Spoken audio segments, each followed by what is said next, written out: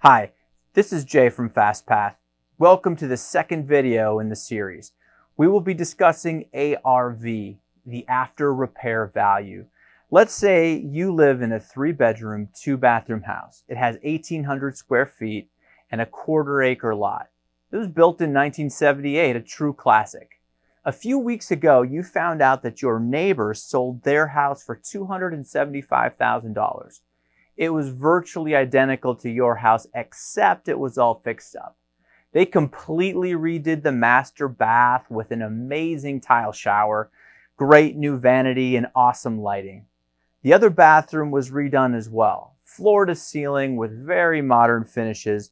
The kitchen had brand new white cabinets, stainless steel appliances, and a very trendy solid concrete countertop. The basement was finished off, complete with LED recessed lighting and built-in speakers. Not only that, the floors were redone, some with hardwood, others with gray carpet, and some with tile. The windows were energy saving, and they got a great new roof a few years back. And to top it all off, they took out that wall between the kitchen and the dining area, creating an open floor plan. It's pretty awesome. Now, if your house was updated in the exact same way, you could expect someone to pay close to $275,000 for your property.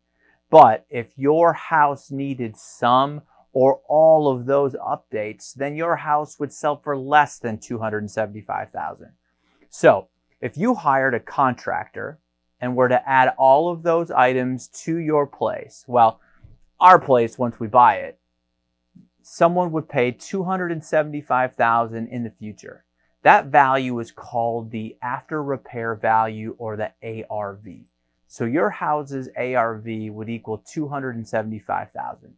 This is a very important number, and FastPath uses this number as a starting point to create the offer. So watch the next video to understand what the cost of repairs mean.